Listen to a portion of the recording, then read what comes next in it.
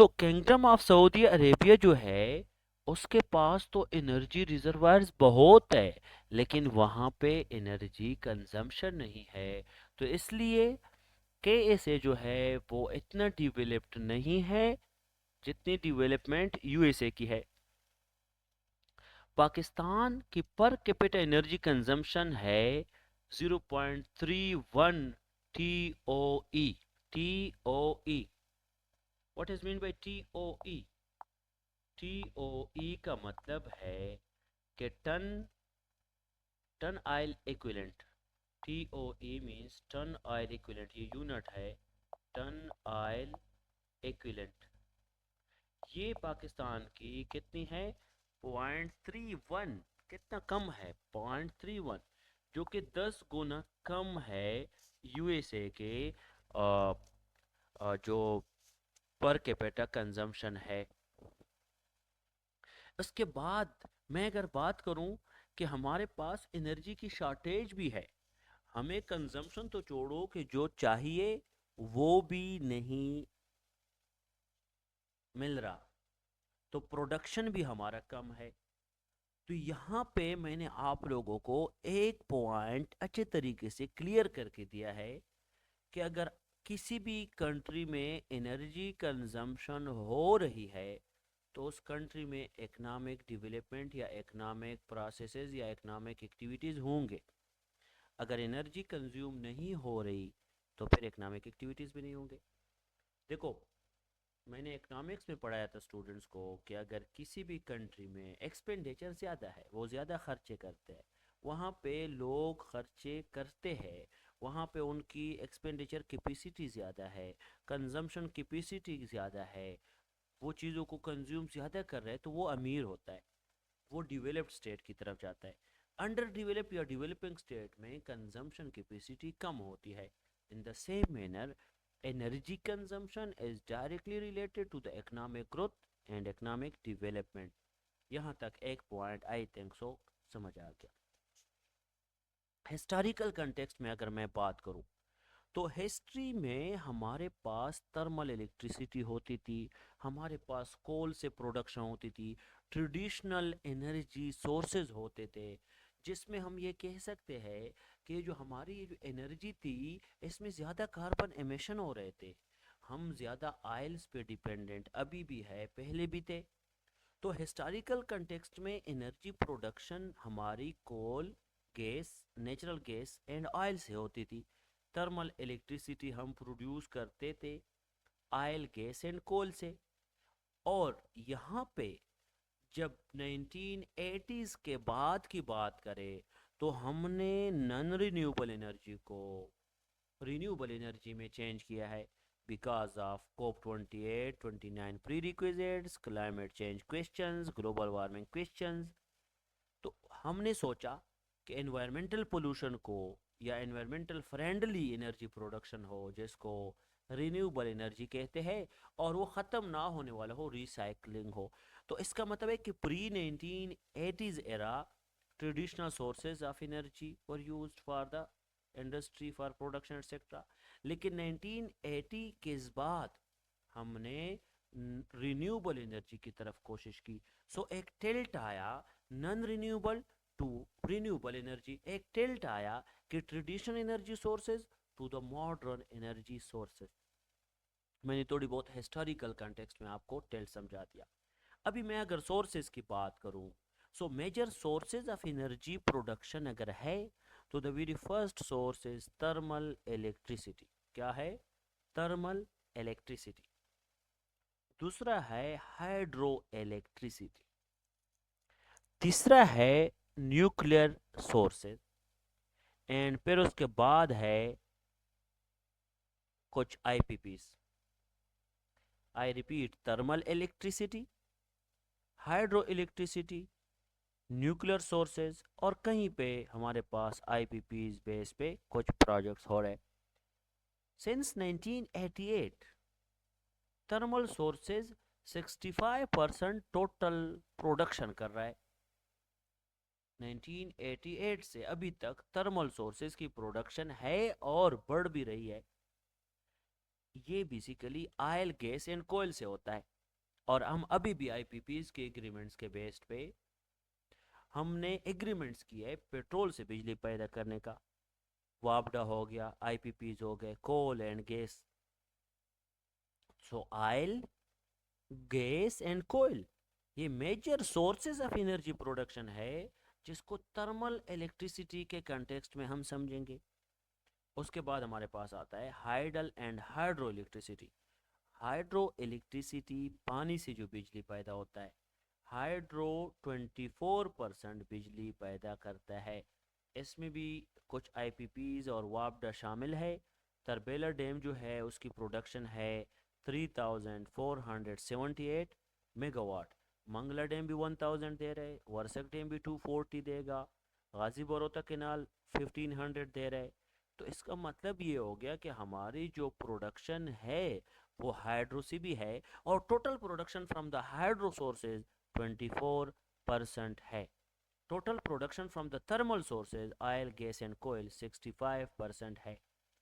And nuclear से हमने सिर्फ 2% बिजली पैदा कर रहे हैं। चश्मा आप देख ले, चश्मा प्लांट, कराची 1 कराची 2 देख ले, उसके चश्मा 1 चश्मा 2 चश्मा 3 देख ले, तो 2% हम चश्मा से 300 मेगावाट है और कराची से 130।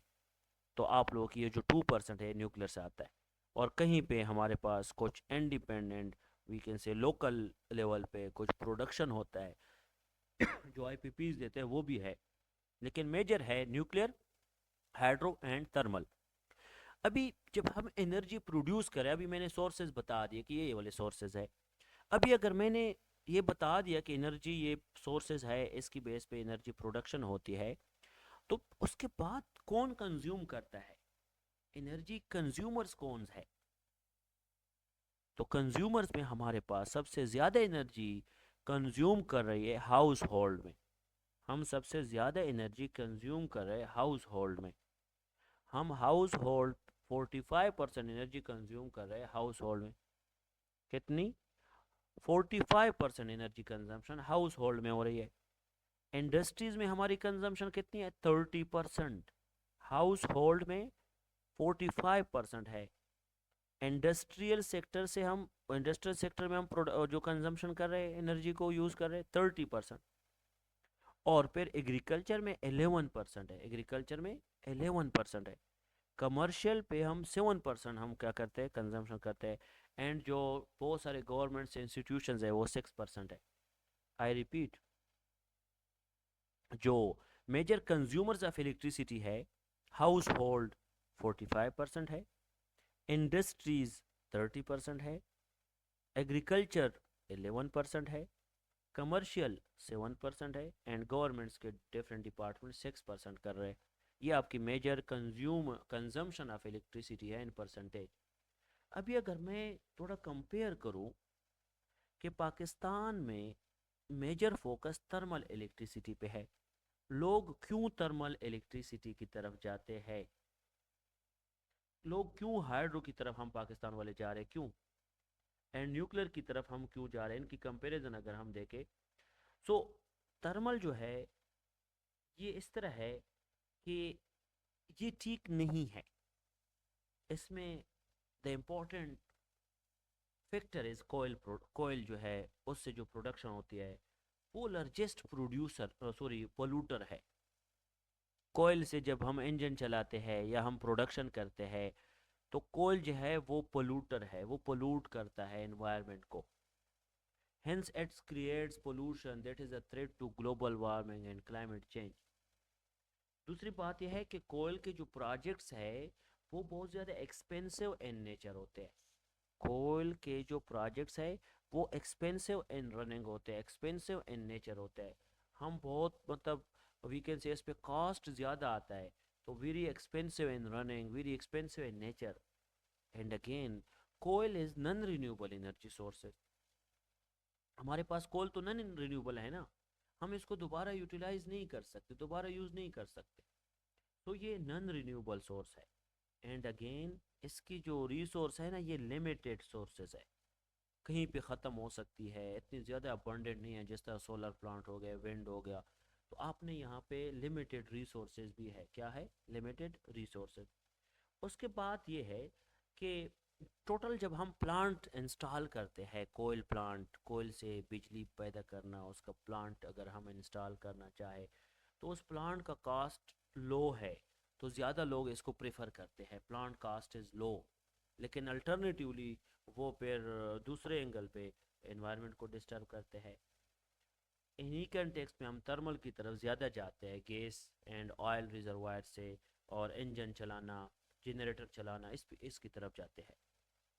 अगर हम बात करें हाइड्रो की, हाइड्रो बहुत इम्पोर्टेंट है हमारे लिए। हम हाइड्रो की तरफ शिफ्ट करेंगे तो हम आगे जा सकते हैं, एनर्जी क्राइसिस के इश्यूज को एड्रेस कर सकते हैं। हाइड्रो जो है वो एक चीप सोर्स है, क्या है, चीप सोर्स है, आराम से हो जाता है, इतने पैसे नहीं आते इस पे, और वन टाइम कास्ट आता है। आप तरबेला डैम की मिसाल लो, आप मंगला डैम की लो, वर्षक डैम की लो, एक दफ़ा आप किसी भी गाजी बरोता बिराज की कॉन्टेक्स्ट में बात करो, सो एक चीप सोर्स है, और उस चीप सोर्स में वन टाइम कास्ट लगता है एक दफ़ा, एंड ऑपरेटिंग कास्ट भी इसका बहुत कम है। अगर आप मंगला डैम, तरबेला डैम को ऑपरेट करना की कोशिश करें और आप उसको ऑपरेट करना चाहे तो ऑपरेटिंग कास्ट पे इतना नहीं लगता। इसमें कुछ इंजन चेंज नहीं करने होते, एक दफ़ा इंस्टॉल करे, एक दफ़ा रिजर्वायर बिल्ड करे, बस वो हो जाता है। फिर ये इन्वायरमेंटल फ्रेंडली है। पानी से अगर हम बिजली पैदा करेंगे, सो कोल की तरह ये पोल्यूटर तो नहीं है ना, ये इन्वायरमेंट फ्रेंडली है। जब इन्वायरमेंट फ्रेंडली होगा तो ये हमारे लिए फ़ायदा दे सकता है। फिर उसके बाद टाइम टेकिंग प्रोसेस है किसी भी डैम को बनाना, लेकिन ये हमारे लिए ज़रूरी है, क्योंकि पाकिस्तान की जियोग्राफी हाईली सूट करती है, पाकिस्तान की जियोग्राफी हाईली सूट करती है कि डैम्स बनाए और अच्छे अच्छे रिजर्वायर्स बनाए, और हम हाइड्रो या हाइडल प्रोडक्शन की तरफ जाए। फिर अगर हम न्यूक्लियर की बात करें, nuclear is a very clean source of energy, and nuclear is also environment friendly source. It is expensive initially, but per unit cost is low. Per unit इस पे कम आता है, लेकिन इनिशियली इसका प्लांट लगाना ये हमारे बस का काम नहीं होता, फिर चाइना कनाडा वाले आ जाते हैं, लगा लेते हैं, और लगाए भी है। फिर एक्सपेंसिव है initially but unit cost low है, और रेडियो एक्टिविटी इशूज़ है, कहीं पे डिजीज़, कैंसर काजेटिव रेज आते हैं, जिसकी वजह से फिर ये हेल्थ पे इसके गलत इम्पैक्ट्स है। और फिर जब ये वेस्ट प्रोडक्शन होती है ना, जब न्यूक्लियर से वेस्ट प्रोडक्शन होती है, तो वो वेस्ट प्रोडक्शन भी थोड़ी इस तरह है कि ये भी एक मसला है कि इसको किस तरह मैनेज करे। और न्यूक्लियर प्लांट को चलाने के लिए अच्छे टेक्निकल बंदे चाहिए होते हैं, टेक्निकल बंदे हमारे पास नहीं है, स्किल्ड नहीं है, इंजीनियर्स अच्छे नहीं है स्किल्डफुल, टेक्नोलॉजिकल हर्डल्स है, जिसकी वजह से हम न्यूक्लियर की तरफ इतना नहीं जा सकते।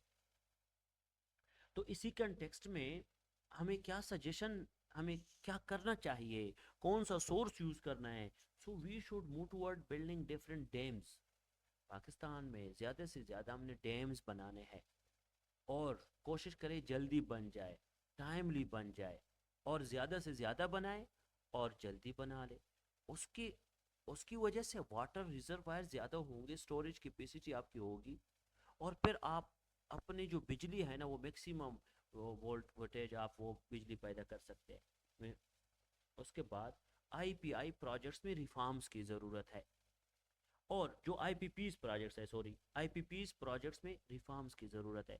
हम पेट्रोल से बिजली पैदा नहीं करेंगे, लेकिन अगर हम चलो मजबूर है, पेट्रोल पे डिपेंडेंट है, फिर भी हम डॉलर्स के कॉन्टेक्स्ट में उनको पेमेंट नहीं देंगे, हम करेंसी रुपीज़ यूज़ करेंगे।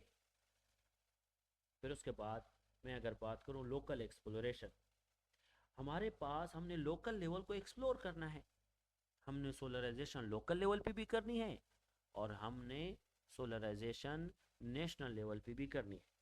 We should move toward solarization, we should explore different topography at local level, ताकि लोकल लेवल पे डैम्स बन जाए।